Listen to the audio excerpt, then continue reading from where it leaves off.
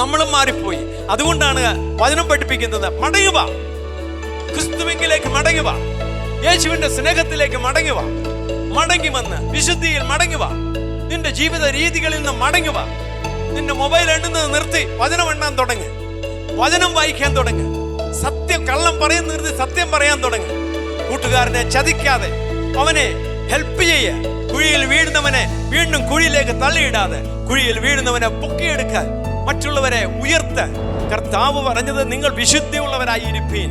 നിങ്ങളുടെ ജീവിതം വിശുദ്ധമായിരിക്കണം. നമ്മുടെ സംസാര വിശുദ്ധി, നമ്മുടെ കേൾവിയിലുള്ള വിശുദ്ധി, നമ്മുടെ ജീവിതത്തിലുള്ള വിശുദ്ധി, നമ്മുടെ പ്രവൃത്തിയിലുള്ള വിശുദ്ധി എന്ന് പറഞ്ഞാൽ, ഞാൻ വിശുദ്ധനായിരിക്കുന്നത് പോലെ നിങ്ങൾ വിശുദ്ധരായിരിക്കും എന്ന് പറഞ്ഞാൽ, the character should be exactly same as Jesus Christ.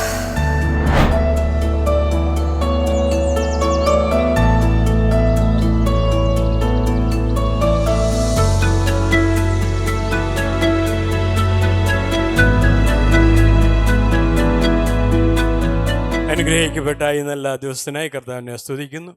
ഇങ്ങനെ ഒരു അവസരത്തെ എത്തുന്ന കർത്താവിനെ ഞാൻ നന്ദിയോടെ സ്തുതിക്കുന്നു. മാത്രമല്ല, ഈ ചർച്ചിൻ്റെ അധികാരികളായവർ, എന്നെ ഇതിനു വേണ്ടി നിയോഗിച്ചനായവർക്കും കർത്താവായ യേശു ക്രിസ്തുവിന്റെ നാമത്തിലുള്ള നന്ദിയും രേഖപ്പെടുത്തിക്കൊള്ളുന്നു.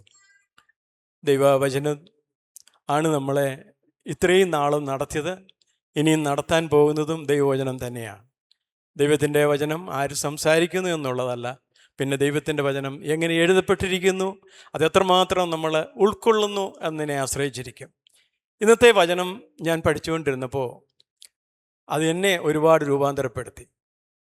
എൻ്റെ ഇത്രയും നാളത്തെ ജീവിതത്തിൽ ഈ വചനങ്ങൾ ഞാനിങ്ങനെ വായിച്ച് പഠിച്ചുകൊണ്ടിരുന്നപ്പോൾ തന്നെ എൻ്റെ ജീവിതത്തിലേക്ക് പരിശുദ്ധാത്മാവ് വലിയ ഒരു വ്യത്യാസം കൊണ്ടുവരാനിടയായി. നിങ്ങളുടെ ജീവിതത്തിലും അത് തന്നെ വരുമെന്ന് ഞാൻ വിശ്വസിക്കുന്നു. ഇത്ര നാളും നമ്മൾ വചനങ്ങൾ പഠിച്ചു. ഓരോ ദിവസവും ഒരു പുതിയ പുതിയ അനുഭവങ്ങളാണ്. വചനത്തിലേക്ക് കടന്നു ചെല്ലുമ്പോൾ ആ വചനത്തിൻ്റെ ആഴത്തിലേക്ക് പരിശുദ്ധാത്മാവ് നമ്മളെ കൊണ്ടുപോകുമ്പോൾ നമ്മൾ പഠിച്ചുകൊണ്ടിരിക്കുമ്പോൾ മനസ്സിലാക്കുന്നത് വലിയ മർമ്മങ്ങളാണ്. ഈ വചനത്തിൻ്റെ മർമ്മങ്ങൾ പഠിക്കുമ്പോൾ നമ്മൾ ഈ ഭൂമിയിലല്ല, അങ്ങ് സ്വർഗത്തിലാവുന്നൊരു പ്രതീതിയാണ്. അതുകൊണ്ട് വളരെ ശ്രദ്ധയോടെ ഇരുന്നെങ്കിൽ മാത്രമേ നമുക്ക് ഈ വചനം എന്തെങ്കിലും നമുക്ക് അല്പം നമ്മുടെ ഉള്ളിലേക്ക് കയറുകയുള്ളൂ. നമ്മുടെ ഹൃദയത്തിലേക്ക് അല്പം നമ്മൾ സംഗ്രഹിച്ചു കഴിഞ്ഞാൽ അത് നമ്മൾ ഫലം കായ്ക്കും. ഫലമാണ് കർത്താവ് തിരയുന്നത്. 95-ാമത്തെ സങ്കീർത്തനത്തിൻ്റെ 6-ാം വാക്യം ഇപ്രകാരമാണ് പറയുന്നത്: വരുവീൻ നാം വണങ്ങി നമസ്കരിക്കുക, നമ്മെ നിർമ്മിച്ച യഹോവയുടെ മുമ്പിൽ മുട്ടുകുത്തുക, അവൻ നമ്മുടെ ദൈവമാകുന്നു. അപ്പോൾ ദൈവസന്നിധിയിലേക്ക് വന്ന് മുട്ടുകളെ മടക്കി ദൈവത്തെ ആരാധിക്കുവാനായിട്ടാണ് ഇന്ന് നാം ഇവിടെ എത്തിയിരിക്കുന്നത്. നമ്മുടെ വിഷയം അതല്ല. നമ്മുടെ വിഷയം ഇന്ന് കർത്താവിലേക്ക് തിരിയുക എന്നുള്ളതാണ്. Turn to God, turn back to Lord. നിങ്ങൾ കർത്താവിലേക്ക് മടങ്ങി വരിക. ഈ കർത്താവിലേക്ക് മടങ്ങി വരണമെന്നുണ്ടെങ്കിൽ നമുക്ക് എന്തുണ്ടാകണം? നമുക്ക് പാപബോധമുണ്ടാകണം. നമ്മൾ ഈ ലോകത്തിൻ്റെ ഒഴുക്കിൽപ്പെട്ട് ഇങ്ങനെ പൊയ്ക്കൊണ്ടിരിക്കുമ്പോൾ ഈ പാപം നമ്മുടെ ജീവിതത്തിലേക്ക് അറിയാതെ കടന്നു വരും. എങ്ങനെ പാപം കടന്നു വരും? വാക്കിലൂടെ. ആ വാക്കിലൂടെ, ചിന്തയിലൂടെ, വാക്കിലൂടെ, പ്രവൃത്തിയിലൂടെ, കാഴ്ചയിലൂടെ, കേൾവിയിലൂടെ പാപം അറിയാതെ നമുക്ക് കടന്നു വരും. പിന്നെ പ്രത്യേകാൽ ഇപ്പോൾ മൊബൈൽ തോണ്ടിക്കൊണ്ടിരിക്കുന്നതിലൂടെ. പണ്ടൊക്കെ കൂടുതൽ സമയം നമ്മൾ ബൈബിൾ വായിക്കുകയും പ്രാർത്ഥിക്കുകയും ചെയ്യുമായിരുന്നു. ഇന്ന് കൂടുതൽ സമയവും നമ്മൾ ഇതിലാണ് പ്രയോഗം. അതിലൂടെ അത് പാപമാണോ എന്നൊക്കെ ചോദിക്കാറുണ്ട്. പക്ഷെങ്കിൽ ഏത് വൈറ്റമിൻ ടാബ്ലറ്റും അധികമായാൽ അത് ദോഷമാണ്. നമ്മൾ ഡോക്ടേഴ്സ് പറയും, നിങ്ങൾക്ക് അധികം വൈറ്റമിൻ ടാബ്ലറ്റ്സ് ഒന്നും കഴിക്കണ്ട, കാരണം അതായാലും നമുക്ക് ദോഷമാണ്. അതുകൊണ്ട് നമ്മുടെ ജീവിതത്തിൽ നമ്മൾ പഠിച്ചു വച്ചിരിക്കുന്ന ചില കാര്യങ്ങൾ, അല്ലെങ്കിൽ പാരമ്പര്യമായി വന്ന ചില സാഹചര്യ കാര്യങ്ങൾ ഒക്കെയും നമ്മളെ പലപ്പോഴും അത് ദോഷത്തിലേക്ക് കൊണ്ടുപോകുന്നതായിട്ട് കാണുന്നു. ഒന്ന്, നമ്മൾ പാപം ചെയ്തു കഴിഞ്ഞാൽ നമുക്ക് പാപബോധം പലർക്കും ഉണ്ടാകാറില്ല. ഇത് പാപമാണെന്ന് അറിയത്തില്ല, അറിയാമെങ്കിലും അത് ഓക്കെയാണെന്ന് പറഞ്ഞു പോകുന്നൊരു സ്വഭാവം. അപ്പോൾ ഈ കർത്താവിലേക്ക് മടങ്ങി വരുന്നതിന് മുമ്പ് നമുക്ക് എന്തുണ്ടാകും? ഒരു പാപബോധം ഉണ്ടാകണം. ഈ പാപബോധം ഉണ്ടായി കഴിയുമ്പോൾ നമുക്ക് എന്തുണ്ടാകും? ഒരു ഏറ്റുപറച്ചിലുണ്ടാകും. ഒരു ക്ഷമാപണം, ദൈവമേ എന്നോട് ക്ഷമിക്കണമേ എന്നുള്ളൊരു ചിന്ത നമുക്ക് വരും. മറ്റുള്ളവരോട് നമുക്ക് എന്തെങ്കിലും ഉണ്ടെങ്കിൽ അവരോട് ക്ഷമ ചോദിക്കുവാനുള്ള ഒരു ആഗ്രഹം നമ്മുടെ ഹൃദയത്തിലുണ്ടാകും. അത് കഴിയുമ്പോൾ യേശുവിനെ ഉള്ളിലേക്ക് ഉൾക്കൊള്ളും. പറയും, കർത്താവേ, ഞാൻ അങ്ങയെ രക്ഷിതാവായി ഞാൻ സ്വീകരിക്കുന്നു, എൻ്റെ ഹൃദയത്തിലേക്ക് സ്വീകരിക്കുന്നു എന്ന് പറഞ്ഞു കഴിയുമ്പോൾ തന്നെ, വാഗൊണ്ട് ഏറ്റു പറയുമ്പോൾ തന്നെ കർത്താവ് നമ്മുടെ ഉള്ളിലേക്ക് വന്നു കഴിഞ്ഞു. പിന്നീടുള്ളതാണ് യേശുവിൻ്റെ രക്തത്താലുള്ള നമ്മുടെ ശുദ്ധീകരണം. പിന്നെയുള്ളതാണ് വെള്ളത്താലുള്ള സ്നാനം.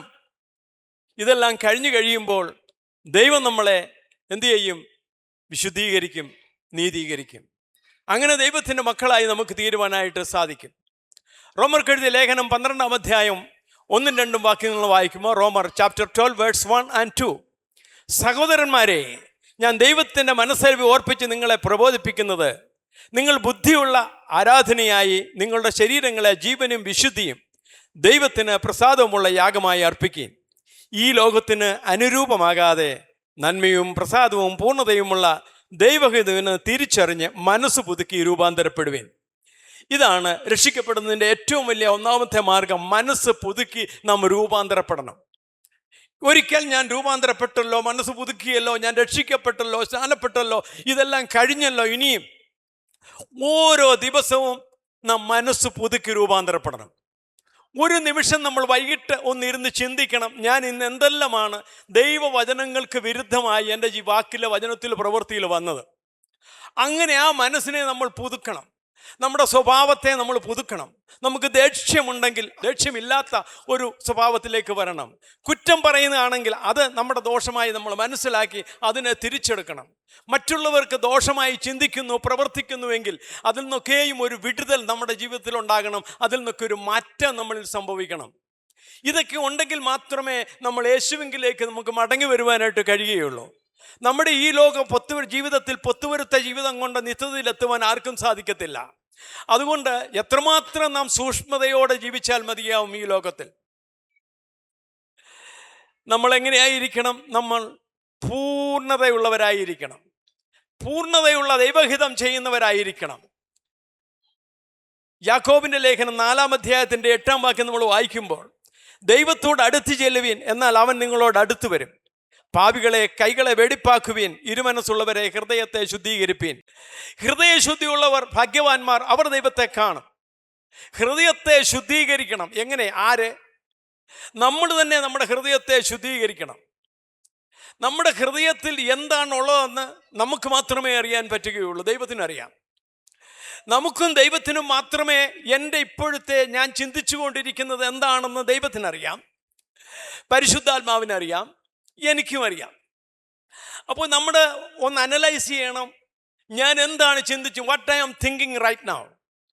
ഈ ചിന്തിച്ച് കഴിയുന്നതാണ് പ്രവൃത്തിയിലേക്ക് നമുക്ക് വരുന്നത്. പല ചിന്തകൾ, എനിക്കിപ്പോൾ ഒരു ചിന്ത വരാം, എനിക്ക് അമേരിക്കയിൽ ഇരിക്കാം, അപ്പോൾ ആ ചിന്ത ഞാൻ അങ്ങ് അമേരിക്കയിൽ പോയി കഴിയും. നമ്മുടെ മൈൻഡ് വിൽ ട്രാവൽ. അപ്പോൾ അങ്ങനെയുള്ള ദോഷകരമായ ചിന്തകൾ നമുക്ക് എന്തെങ്കിലും നമ്മുടെ ജീവിതത്തിൽ വരുന്നുവെങ്കിൽ അതിനെ ഒന്ന് പുതുക്കണം. നമ്മളെ ഒന്ന് പുതുക്കി പ്രാപിച്ചുകൊണ്ടിരിക്കണം ഓരോ നിമിഷവും. കാരണം ഒരു ചിന്ത നമ്മുടെ ഹൃദയത്തിൽ എപ്പോഴും വേണം. മരണം നമ്മുടെ കൂടെയുണ്ട്, മരിക്കും. ഏത് നിമിഷവും മനുഷ്യൻ മരിക്കും. എപ്പോഴെന്നാണെന്ന് അറിയില്ല. നമ്മൾ നടന്നു പോകുമ്പോഴായിരിക്കാം, വാഹനം ഓടിക്കുമ്പോഴായിരിക്കാം, ഭവനത്തിലായിരിക്കുമ്പോഴായിരിക്കാം, നമ്മൾ എവിടെയായിരുന്നാലും മരണം നിശ്ചയമാണ്. അപ്പോൾ ഈ മരിക്കുന്നതിന് മുമ്പ് നമ്മൾ എന്ത് ചെയ്യണം? നമ്മൾ കർത്താവ് ആഗ്രഹിക്കുന്ന വിശുദ്ധി പ്രാപിക്കണം. വിശുദ്ധനായ കർത്താവിനോടുകൂടെ നമ്മൾ ജീവിക്കണമെന്നുണ്ടെങ്കിൽ നമ്മുടെ ജീവിത വിശുദ്ധി അത്യാവശ്യമാണ്. ഹൃദയശുദ്ധി ഉള്ളവർക്ക് മാത്രമേ അവിടെ എത്തുവാനായിട്ട് സാധിക്കത്തുള്ളൂ. നമ്മൾ പലപ്പോഴും നമ്മൾ മിടുക്കന്മാരാകുവാൻ വേണ്ടി പലതും ചെയ്യും. നമ്മൾ കുറച്ച് എന്തൊക്കെയോ നമ്മൾ വലിയവരെന്ന് കാണിക്കുവാൻ വേണ്ടി പലതും ചെയ്യും. പക്ഷേ ദൈവസന്നിധിയിൽ അതൊന്നും ഒരു പ്രാഗൽഭ്യവുമില്ല. ദൈവസന്നിധിയിൽ അതിന് യാതൊരു റിവാർഡും നമുക്ക് ലഭിക്കുകയില്ല. നമ്മളെ തന്നെ ഒരിക്കൽ കൂടി താഴ്ത്തണം. അപ്പോഴാണ് ദൈവം നമ്മളെ ഉയർത്തുന്നത്. ദൈവത്തിൻ്റെ സന്നിധിയിൽ താഴുക, എന്നാൽ ദൈവം നമ്മളെ ഉയർത്തും. മനുഷ്യർ ഉയർത്തുന്നതും ദൈവം ഉയർത്തുന്നതുമായിട്ട് വ്യത്യാസമുണ്ട്. മനുഷ്യൻ നമ്മളെ പുകഴ്ത്തി ചിലപ്പോൾ പറഞ്ഞെന്നിരിക്കും, എന്നാൽ ദൈവം അങ്ങനെയല്ല കാണുന്നത്. നമ്മുടെ ഹൃദയത്തിൽ തോന്നിയ പോലെ അല്ല ദൈവത്തിൻ്റെ ഹൃദയത്തിൽ. നമ്മൾ കണ്ണുകൊണ്ട് കാണുന്ന പോലെയല്ല ദൈവത്തിന് കാണുന്നത്. അതുകൊണ്ട് നാം എപ്പോഴും കാണുന്നത് എങ്ങനെയാണ്? വചനത്തിലൂടെയാണ് ദൈവത്തെ കാണുന്നത്. ദൈവം നമ്മളെ നോക്കുന്നതും വചനത്തിലൂടെയാണ്. ഇതൊരു കണ്ണാടിയാണ്. ദൈവം നോക്കുന്നത് ഈ വചനം നമ്മൾ അനുസരിച്ചു എന്നാണ്.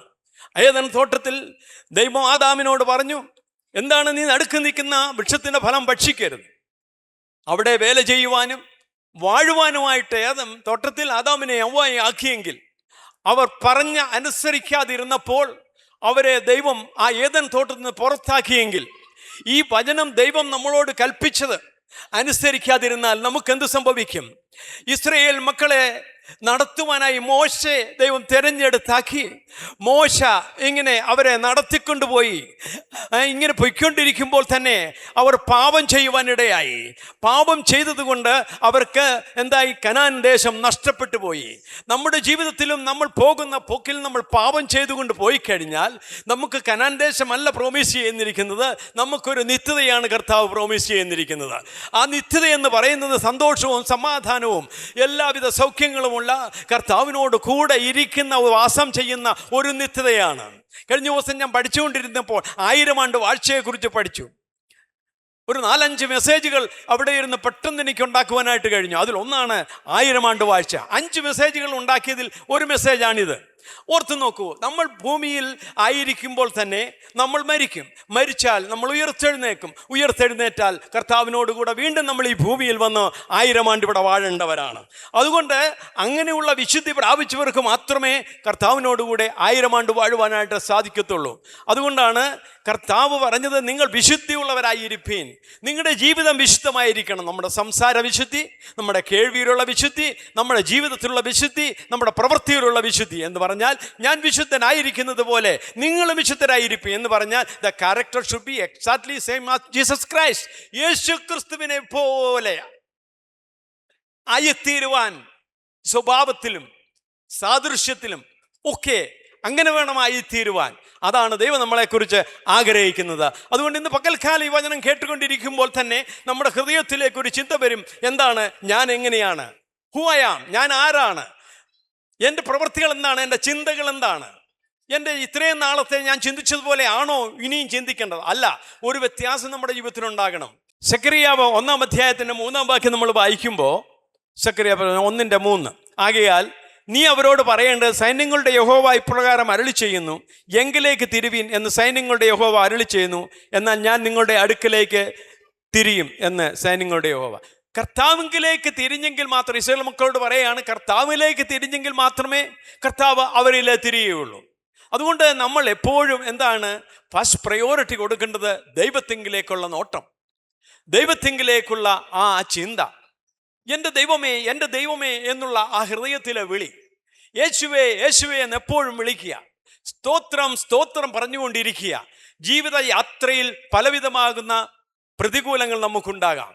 ഒരു കുടുംബത്തിലുണ്ടാ പ്രതികൂലങ്ങളുണ്ടാകാം, നമ്മുടെ ചർച്ചകളിലുണ്ടാകാം, ജീവിത രീതിയിൽ എവിടെ പോയിരുന്നാലും നമുക്ക് പല പ്രശ്നങ്ങളുണ്ടായേക്കാം. പക്ഷെ അവിടെയൊക്കെയും സ്തോത്രമെന്ന യാഗം അർപ്പിക്കുന്നവനെ മഹത്വപ്പെടുന്നു ദൈവത്തെ മഹത്വപ്പെടുത്തിക്കൊണ്ട്, ക്രിസ്തുവിലേക്ക് നോക്കിക്കൊണ്ട്, ദൈവത്തിങ്കിലേക്ക് നോക്കിക്കൊണ്ട് നാം ജീവിക്കുന്നുവെങ്കിൽ തീർച്ചയായും നമ്മുടെ ജീവിതം നിത്യത്തിലെത്തുവാനായിട്ട് സാധിക്കും. യോഹന്നാൻ സുവിശേഷം 1-ാം അധ്യായം 9-ാം വാക്യത്തിൽ നമ്മൾ വായിക്കുന്നു, നമ്മുടെ പാപങ്ങളെ ഏറ്റുപറഞ്ഞു പറയുന്നുവെങ്കിൽ അവൻ നമ്മുടെ പാപങ്ങളെ ക്ഷമിച്ച് സകല അനീതിയും പോക്കി നമ്മെ ശുദ്ധീകരിപ്പാൻ തക്കവണ്ണം വിശ്വസ്തനും നീതിമാനുമാകുന്നു. ഒരു വാക്ക് പറഞ്ഞാൽ മതി, കർത്താവേ എൻ്റെ ചെറുതും വലുതുമായ എത്ര പാപമായിരുന്നു എന്നോട് ക്ഷമിക്കണമേ, ഫോർഗീവ് മീ ലോർഡ്. ഒറ്റ വാക്ക് മതി, കർത്താവ് നമ്മുടെ തൻ്റെ രക്തത്താൽ നമ്മളെ കഴുകി ശുദ്ധീകരിച്ച് മക്കളും അവകാശികളുമാക്കി തീർക്കും. ഒരു പക്ഷേ നമ്മൾ പിന്മാറ്റത്തിൻ്റെ അനുഭവത്തിലായിരിക്കാം. ഒരുപക്ഷെ നമ്മൾ ചിന്തിച്ചേക്കാം, നമ്മൾ ഇത്ര കാലമായി എനിക്കൊന്നും ലഭിക്കാൻ സാധിച്ചിട്ടില്ല. ഒരാൾ ഒരിക്കൽ പറയുകയുണ്ടായി, ഇത്ര നാളായിട്ടും ഒന്നും എനിക്ക് കിട്ടിയില്ല. ഞാൻ പറഞ്ഞു, അത് തന്നെ ഒരു പോഷത്വമല്ലേ പറഞ്ഞത്. ഇത്ര നാളായിട്ട് ഒന്നും കിട്ടിയില്ലെന്ന് പറഞ്ഞാൽ കാറ് കിട്ടിയില്ല, വീട് കിട്ടിയില്ല, അങ്ങനെയുള്ളതൊക്കെ കിട്ടിയില്ലെന്ന ഉദ്ദേശത്തിലാണ് ഞാൻ പറഞ്ഞേ. സഹോദര, അതൊന്നും കർത്താവ് പറഞ്ഞിട്ടില്ല. ഈ തിരുവചനത്തിൽ ഒരൊറ്റ വാക്ക് പോലും ഇല്ല ദൈവം നിങ്ങൾക്ക് കാറ് തരുമെന്നോ വീട് തരുമെന്നോ നിങ്ങൾക്ക് സമ്പത്ത് നിങ്ങൾക്ക് വസ്തു തരുമെന്നോ ഇല്ല. പക്ഷെങ്കിൽ കർത്താവ് പറഞ്ഞത്, ഞാൻ ഒരു സ്ഥലം ഒരുക്കുവാൻ പോകുന്നു, ആ സ്ഥലം ഒരുക്കി വീണ്ടും വന്നാൽ ഞാൻ നിങ്ങളെ ചേർത്തുകൊള്ളാം. ഞാൻ സ്ഥലം അവിടെയാണ് ഒരുക്കുന്നത്. ഇത് നശ്വരമാണ്, തീയ്ക്കാൽ സൂക്ഷിച്ചിരിക്കുന്നു, ചൂള പോലെ കത്തുന്നൊരു ദിവസം വരും, ഇത് മുഴുവൻ കത്തി നശിക്കാൻ പോവുകയാണ്. ഇപ്പോൾ നിങ്ങൾക്കറിയാം, യുദ്ധം നടന്നുകൊണ്ടിരിക്കുന്നു. അതാത് സ്ഥാനങ്ങളിൽ നമ്മൾ ശരിക്കും ശ്രദ്ധിച്ചു കഴിഞ്ഞാൽ നമുക്ക് ഓരോ ക്ലിപ്പുകൾ കാണാം. കത്തി നശിച്ചുകൊണ്ടിരിക്കുകയാണ്. ഗൾഫ് മേഖലകളിൽ പലയിടങ്ങളിലും അമേരിക്കൻ ബേസുകൾ കത്തി നശിച്ചുകൊണ്ടിരിക്കുന്നു. ഇറാനിൽ അവരുടെ ബലഭൂയിഷ്ടമായ പല സ്ഥലങ്ങളിലും അതുപോലെ തന്നെ ബേസിലും അമേരിക്കൻ അവരുടെ മിലിറ്ററിയും അങ്ങനെയുള്ളതെല്ലാം നശിച്ചുകൊണ്ടിരിക്കുകയാണ്. അങ്ങനെയുള്ളതായിട്ടുള്ളൊരു വലിയ നാശത്തിലേക്ക് നമ്മൾ വന്നുകൊണ്ടിരിക്കുകയാണ്. നമുക്കിവിടെ സുഭിക്ഷമായിട്ട് സന്തോഷമായിട്ട് കഴിയുന്നുവെങ്കിൽ അനേക കുഞ്ഞുങ്ങൾ ഇന്ന് കണ്ണീരിലാണെന്ന് ഓർത്തോണം. നമുക്കുള്ളവർ തന്നെ പല നാടുകളിലും വിഷമത്തിലാണ്, വേദനയിലാണ്. ഇറാനിൽ നമ്മുടെ ദൈവമക്കളുണ്ട്, ഇറാഖിലുണ്ട് നമ്മുടെ ദൈവമക്കൾ, ഗൾഫ് നാടുകളിൽ ദൈവമക്കളുണ്ട്, അമേരിക്കയിൽ ദൈവമക്കളുണ്ട്. നമ്മുടെ ദൈവമക്കളുള്ള സ്ഥലങ്ങളാണ് ഇവിടെ എല്ലാം. അവിടെയെല്ലാം ജനങ്ങൾ പരിഭ്രാന്തിയിലാണ്. വെട്ടമില്ലാതെ, വെളിച്ചമില്ലാതെ, വെള്ളമില്ലാതെ കഴിഞ്ഞുകൂടുന്ന ഒരു അവസ്ഥയിലേക്ക് അവർ പൊയ്ക്കൊണ്ടിരിക്കുകയാണ്. നാളെ നിങ്ങൾ ഓർത്തു നോക്കി, ഇവിടെ 2 മണിക്കൂർ നമുക്ക് കറണ്ട് കിട്ടിയില്ലെങ്കിൽ എന്തൊരു ബുദ്ധിമുട്ടാണ്. അങ്ങനെയെങ്കിൽ ഇത് ദിവസങ്ങളായി ഇല്ലാത്ത ഇടങ്ങൾ അവിടെ ഉണ്ടെന്ന് നമ്മൾ ഓർത്തോണം. അവർക്ക് വേണ്ടി നമ്മൾ പ്രാർത്ഥിക്കാൻ കടമപ്പെട്ടവരാണ്. ഈ യുദ്ധങ്ങളും ക്ഷാമങ്ങളും പ്രയാസങ്ങളും പ്രതികൂലങ്ങളും കാണുമ്പോൾ കർത്താവിൻ്റെ വരവ് അടുത്തു എന്ന് ഓർത്തുകൊള്ളുക. നമ്മുടെ യേശു വരാറായി. ഹല്ലേലൂയ. അതാണ് നമ്മുടെ പ്രത്യാശ. എൻ്റെ പ്രത്യാശ, എൻ്റെ യേശുവേ നീ വേഗം വരണമേ. എത്രയും വേഗം ഈ കഷ്ടവും പ്രയാസവും പ്രതികൂലവും നിറഞ്ഞ് ഈ ലോകത്തിൽ നിന്ന് ടേക്ക് മീ അപ്പ് ലോഡ്, എന്നെ എടുത്തുകൊണ്ട് പോകണം കർത്താവേ, എത്രയും വേഗം വരണമേ എന്ന് ഞാൻ പറയണമെന്നുണ്ടെങ്കിൽ എനിക്കൊരു പ്രാഗൽഭ്യം വേണം. ഞാൻ വിശുദ്ധനായിരിക്കണം. ഞാൻ ഇന്നലത്തേക്കാൾ ഇന്ന് വിശുദ്ധനാകണം. ഇന്നത്തേക്കാൾ നാളെ ഞാൻ വിശുദ്ധനാകണം. അതാണ് എന്നെക്കുറിച്ച് ദൈവം ആഗ്രഹിക്കുന്നത്. വിശുദ്ധിയിൽ തികഞ്ഞു കഴിയുമ്പോൾ കർത്താവ് വരും. എല്ലാവരും കർത്താവിനെ അറിഞ്ഞു കഴിയുമ്പോൾ കർത്താവ് ഇവിടേക്ക് വരുവാനിടയാകും. അതുകൊണ്ട് യേശുവിനെ അറിഞ്ഞ് ജീവിക്കുക, കർത്താവിലേക്ക് മടങ്ങി വരിക. ഒരു തിരിച്ചുവരവ് നമ്മുടെ ജീവിതത്തിൽ ഉണ്ടാകട്ടെ. സെക്രിയ 1:3 ഇപ്രകാരം പറയുന്നു, ആകയാൽ നിങ്ങൾ അവരോട് പറയേണ്ടത്, സൈന്യങ്ങളുടെ യഹോവ ഇപ്രകാരം അരുളി ചെയ്യുന്നു, എങ്കിലേക്ക് തിരുവീൻ എന്ന് സൈന്യങ്ങളുടെ യഹോവയുടെ അടുപ്പാണ്, എന്നാൽ ഞാൻ നിങ്ങളുടെ അടുത്ത് വരും. അനേക വാക്യങ്ങൾ എനിക്ക് കാണുവാനിടയായി. കർത്താവിലേക്ക് തിരിഞ്ഞു കഴിയുമ്പോൾ കർത്താവ് നമ്മളിലേക്ക് അടുത്ത് വരും. കർത്താവിനെ വിളിച്ചപേക്ഷിക്കുമ്പോൾ കർത്താവ് നമുക്ക് ഉത്തരമരുളും. ഒന്ന്, കർത്താവിലേക്ക് തിരിയുക. ദൈവത്തിങ്കിലേക്ക് തിരിയുമ്പോൾ ദൈവം നമ്മളിലേക്ക് കടന്നു വരും. 2, നമ്മൾ ദൈവത്തോട് അപേക്ഷിക്കുമ്പോൾ അവൻ നമ്മുടെ ആവശ്യങ്ങൾ നിവർത്തിക്കുന്നു. ഹോശേയ പ്രവചനം 12-ാം അധ്യായം 5ഉം 6ഉം വാക്യം നമ്മൾ വായിക്കും ഇപ്രകാരമാണ്, യഹോവ സൈന്യങ്ങളുടെ ദൈവമാകുന്നു, യഹോവ എന്നാകുന്നു അവൻ്റെ നാമം. അതുകൊണ്ട് നീ നിന്റെ ദൈവത്തിൻ്റെ അടുക്കിലേക്ക് മടങ്ങി വരിക. ദയവും ന്യായവും പ്രമാണിച്ച് ഇടവിടാതെ നിന്റെ ദൈവത്തിനായി കാത്തുകൊണ്ടിരിക്കുക. നിന്റെ ദൈവത്തിൻ്റെ അടുക്കേക്ക് വന്ന് ദൈവത്തിനായി കാത്തുകൊണ്ടിരിക്കുക. നമ്മൾ എന്തിനു വേണ്ടിയാണ് കാത്തിരിക്കുന്നത്? നമ്മുടെ ജീവിത സൗഭാഗ്യങ്ങൾക്ക് വേണ്ടിയോ? അല്ല, അതിനപ്പുറമായി ദൈവത്തിലേക്ക് തിരുവ. 2 ദിനവൃത്താന്തം 15-ാം അധ്യായത്തിൻ്റെ 1-2 വാക്യങ്ങൾ. 2 ദിനവൃത്താന്തങ്ങൾ 15-ന്റെ 1-2. അനന്തരം ഒബേദാവിൻ്റെ മകനായ അസറിയാവിൻ്റെ മേൽ ദൈവത്തിൻ്റെ ആത്മാവ് വന്നു. അവൻ അസയെ എതിരേറ്റ് അവനോട് പറഞ്ഞു എന്തെന്നാൽ, അസയും എല്ലാ യഹൂദരും ബെന്യാമീനും ആയുള്ളവരെ, എൻ്റെ വാക്ക് കേൾപ്പിൻ. നിങ്ങൾ യഹോവയോടുകൂടെ ഇരിക്കുന്നിടത്തോളം അവൻ നിങ്ങളോടുകൂടെ ഇരിക്കും. അവനെ അന്വേഷിക്കുന്നുവെങ്കിൽ നിങ്ങൾ അവനെ കണ്ടെത്തും. ഉപേക്ഷിക്കുന്നുവെങ്കിലോ അവൻ നിങ്ങളെ ഉപേക്ഷിക്കും. ദൈവത്തെ ഉപേക്ഷിച്ചാൽ ദൈവം നമ്മളെ ഉപേക്ഷിക്കും. ദൈവത്തെ നമ്മൾ കൈവിട്ടാൽ ദൈവം നമ്മളെ കൈവിടും. രോഗം, ദുഃഖം എങ്ങനെയാണ് ഉണ്ടാകുന്നത്? നിങ്ങൾ ചിലപ്പോൾ രോഗത്തിൽ പ്രയാസത്തിൽ കഴിയുമോ, ദൈവമേ നീ എന്നെ കൈവിട്ടതെന്ത്? യേശു ക്രൂശിൽ ചോദിച്ചതുപോലെ നമ്മളും ചോദിച്ചിട്ടുണ്ട്. എന്തുകൊണ്ടാണ് നമ്മുടെ ബ്ലഡ് പ്രഷർ മരുന്ന് കഴിച്ചിട്ട് മാറാത്തത്? എന്തുകൊണ്ടാണ് നമ്മളെ ഡയബറ്റീസ് ശരീരത്തെ വിട്ടുമാറാത്തത്? എന്തുകൊണ്ടാണ് നമ്മുടെ മനപ്രയാസം മാറാത്തത്? എന്തുകൊണ്ടാണ് ഇന്ന് നല്ലതാണെങ്കിൽ നാളെ മോശം, മറ്റന്നാൾ അതിലും മോശമായി വരുന്നത്? ബിക്കോസ് നമ്മൾ have to return to God completely. നമ്മുടെ ജീവിതത്തിൽ എന്തെങ്കിലും സംതിങ് ഈസ് റോങ് സംവെയർ, എന്തോ ഒരു കുറവ് എവിടെയോ ഉണ്ട്. അതിനെ കണ്ടുപിടിച്ച് അതിനെ മാറ്റിയെടുത്താൽ, അതിനെ ദൈവസന്നിധിയിൽ പറഞ്ഞുപേക്ഷിച്ചാൽ തീർച്ചയായും രോഗത്തിന് മരുന്ന് കഴിക്കേണ്ട ആവശ്യമില്ല എന്ന് ഞാൻ പറയും. വിശ്വാസമുണ്ടോ? വിശ്വസ്തരാണോ? ദൈവത്തിൽ പൂർണ്ണമായി ആശ്രയിക്കുന്നുണ്ടോ? You will see the miracles. ദൈവത്തിൻ്റെ പൂർണ്ണ വിശ്വാസം, ദൈവത്തിലുള്ള ദൈവം നമ്മളെ വിടുവിക്കുമെന്ന് ഒന്ന് വിശ്വസിച്ച് ഒന്ന് പ്രാർത്ഥിച്ച് തീർച്ചയായും ദൈവം നമ്മളെ വിടുവിക്കുമെന്ന് യാതൊരു സംശയവുമില്ല. ഒരു സംശയവുമില്ല. ജീവിതത്തിൻ്റെ അനുഭവത്തിൽ കൂടെയാണ് ഞാൻ പറയുന്നത്. ദൈവത്തിലുള്ള വിശ്വാസത്തിൽ തളർന്നു പോകല്ലേ. മനുഷ്യരെ വിശ്വസിച്ചാൽ ഒരുപക്ഷെ നമ്മൾ തളർന്നു പോകും. അവർ പറയുന്നതൊന്നും ശാശ്വതമായെന്ന് വരികില്ല. പക്ഷേ കർത്താവ് പറഞ്ഞത് ശാശ്വതമാണ്. വെളിപ്പാട് പുസ്തകം 2-ാം അധ്യായം 10-ാം വാക്യത്തിൽ ഒരു വാക്യം കാണുവാനിടയായി. വെളിപ്പാട് പുസ്തകം 2:10. നീ സഹിപ്പാനുള്ളത് പേടിക്കണ്ട, നിങ്ങളെ പരീക്ഷിക്കേണ്ടതിന് പിശാച് നിങ്ങളിൽ ചിലരെ തടവിലാക്കുവാൻ പോകുന്നു. 10 ദിവസം നിങ്ങൾക്ക് ഉപദ്രവം ഉണ്ടാകും. മരണപര്യന്തം വിശ്വസ്തരായിരിക്കുക, എന്നാൽ ഞാൻ ജീവകിരീടം നിങ്ങൾക്ക് നൽകും. ഈ സഭയോട് എഴുതുന്നതാണ്. അപ്പം ഞാനത് പഠിച്ചു കഴിഞ്ഞപ്പോൾ ഈ സഭകളിൽ ചില പ്രയാസ പ്രതികൂലങ്ങളുണ്ടാകും. ഇവിടെ 10 ദിവസം എന്ന് പറഞ്ഞപ്പോൾ ഞാൻ ഓർത്തു, ഈ 10 ദിവസം കൊണ്ട് തീരുമല്ലോ? ഇല്ല, ദൈവത്തിന് നമ്മുടെ 1000 സംവത്സരം എന്ന് പറയുന്നത് ദൈവത്തിന് ഒരു ദിവസമാണ്. അപ്പോൾ ഞാൻ കണക്ക് കൂട്ടി 10 ദിവസം എന്ന് പറഞ്ഞത് 10 സംവത്സരവും. ചില പ്രയാസ പ്രതികൂലങ്ങൾ സഭയിൽ 10 സംവത്സരവും അത് കൂടുതലോ കണ്ടേക്കാം. പക്ഷേ കർത്താവ് എന്താ പറയുന്നത്? അത് നീ പേടിക്കേണ്ട, സാരമില്ല, അതൊക്കെ മാറ്റുവാൻ എനിക്ക് കഴിയും. എല്ലാത്തിനെയും മാറ്റി, അതായത് ദുർഘട സ്ഥലങ്ങളെ സമതലങ്ങളാക്കുവാൻ കർത്താവിന് കഴിയും. താമ്ര കതകുകളെ മാറ്റുവാൻ കർത്താവിന് കഴിയും, തുറക്കുവാൻ കർത്താവിന് കഴിയും. എത്ര വലിയ എരിഹോ മതിലായിരുന്നാലും ആരാധനയിൽ വിടുതൽ. ആരാധിച്ചു കഴിയുമ്പോൾ, ഇവിടെ ആരാധന വെളിപ്പെട്ട് കഴിഞ്ഞാലുണ്ടല്ലോ, ഹല്ലേലൂയ, എരിഹോ മതിലുകൾ ഇടിയും, സർവപ്രയാസ പ്രതികൂലങ്ങളും മാറും. ദൈവത്തിലുള്ള ആശ്രയിച്ച് യേശുവേ എന്ന് വിളിച്ച് ആരാധിച്ചാൽ വലിയ വ്യത്യാസങ്ങൾ കാണുവാനായിട്ട് നമുക്ക് ചർച്ചുകളിൽ സാധിക്കും, ഭവനങ്ങളിൽ സാധിക്കും, നമ്മുടെ ഇൻഡിവിജ്വലിൽ സാധിക്കും.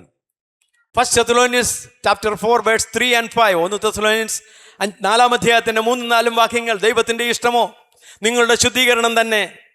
നിങ്ങൾ ദുർനടപ്പ് വിട്ടൊഴിഞ്ഞ് ഓരോരുത്തൻ ദൈവത്തെ അറിയാത്ത ജാതികളെ പോലെ കാമവികാരത്തിലല്ല, വിശുദ്ധീകരണത്തിലും മാനത്തിലും താൻ്റെ പാത്രങ്ങളെ നേടിക്കൊള്ളട്ടെ. ദൈവത്തിൻ്റെ ഇഷ്ടം നമ്മുടെ ശുദ്ധീകരണമാണിത്. ആദ്യം മുതൽ അവസാനം വരെ നമ്മൾ ബൈബിൾ വായിക്കുമ്പോൾ ശുദ്ധീകരണം, ശുദ്ധീകരണം, നിങ്ങൾ ശുദ്ധീകരണം, വിശുദ്ധി, വിശുദ്ധി, വിശുദ്ധി.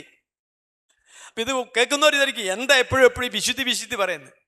ഇതില്ലാതെ അങ്ങോട്ട് പോകാൻ പറ്റത്തില്ല. വെള്ള ഉടുപ്പ് വിട്ട്, വെള്ള ഷർട്ട് വിട്ട്, വെള്ള പാൻറ് വിട്ട് പോകാൻ പറ്റത്തേ ഇല്ല. ഈ അകത്ത് ഒന്ന് വിശുദ്ധി പ്രാപിക്കണം. അകം ഇന്നർ മേൻ, അകത്തെ മനുഷ്യൻ ബലം പ്രാപിക്കണം. ഓരോ ദിവസവും അകത്തെ മനുഷ്യൻ മേൽക്കുമേൽ ബലം പ്രാപിക്കണം. അകത്തൊരു മനുഷ്യനുണ്ട്. ഈ ഇന്നർമേൻ, വികാരങ്ങളും വിചാരങ്ങളും, ദേഹം, ദേഹി, ആത്മാവായി ദൈവം നമ്മളെ സൃഷ്ടിച്ചിരിക്കുന്നു. ഇത് പുറന്തോടാണ്. ഈ പുറന്തോട് ഇവിടെ അടക്കി മണ്ണുകൊണ്ടുള്ള ഈ ശരീരത്തെ ഈ മണ്ണിനകത്ത് കളഞ്ഞിട്ട് ആത്മാവാണ് ക്രിസ്തുവിൽ മറഞ്ഞിരിക്കാൻ പോകുന്നത്. ആത്മാവ് എവിടേക്ക് പോകും? ആര് ആത്മാവിനെ തന്നോ അവിടേക്ക് പോകും. സഭാപ്രസംഗി 12-ാം അധ്യായത്തിന്റെ 7-ാം വാക്യം.